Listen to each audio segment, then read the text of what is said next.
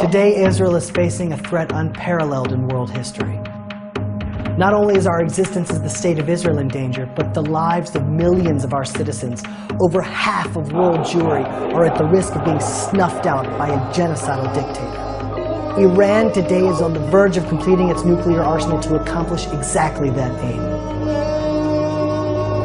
As arguably the oldest nation on the planet, if there is one thing we have learned from the past, it is that we must never leave our fate in the hands of others.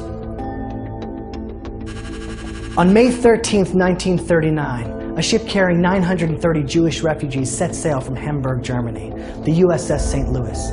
Jews fleeing for their lives, who left everything behind to escape Adolf Hitler. After paying for their visas, they were promised entrance into Cuba. But when the ship arrived, the passengers of the St. Louis were denied asylum. Realizing they had nowhere to go, the ship turned north in hopes that they would find safe haven in the United States and docked off the coast of Florida, desperately hoping for salvation. Not only were they callously denied, but the U.S. sent armed Coast Guard ships, forcing them to keep a distance from the Floridian shores. The leaders of the Jewish community pleaded with President Roosevelt to save these 930 Jews from the hands of Hitler. They were told that America had reached the quota of German immigrants for the year. They pleaded with the American administration. They begged to mortgage the quota for future years. Anything but to send them back to be murdered at the hands of the Nazis. But the Jewish community leaders were told that the regulations on immigration could not be changed. So the Jews on the St. Louis were turned away. The ship, now running low on food and water, turned to Canada. But there too they were denied entrance. Country after country, the Jews had nowhere to run, no one to rely on. The Jews were sent home, home to Hitler. There were no public eruptions by the American people. No one protected the Jews. Human rights activists, the Jewish community, the Christian community. Silence.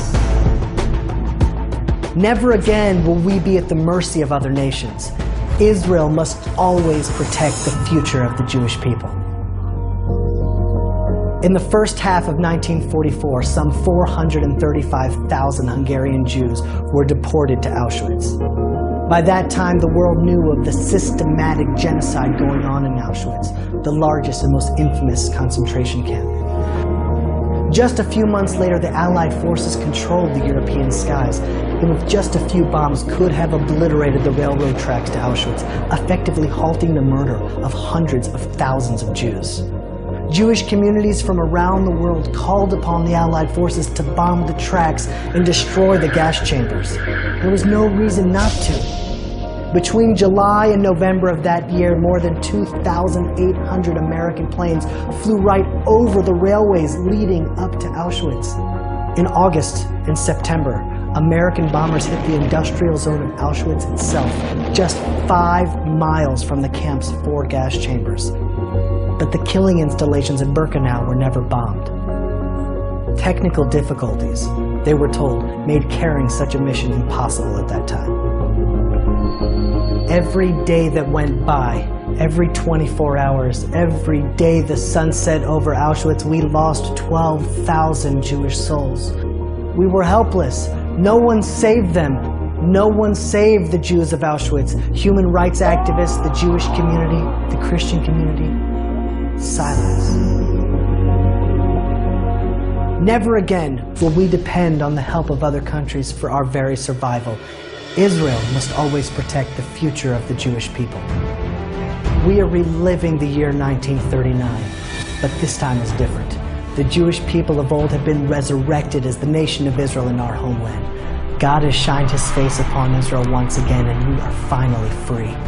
Today we're dealing with the president of a country who has publicly called for the death of every Jew and Christian, and the destruction of Israel, America, and the West.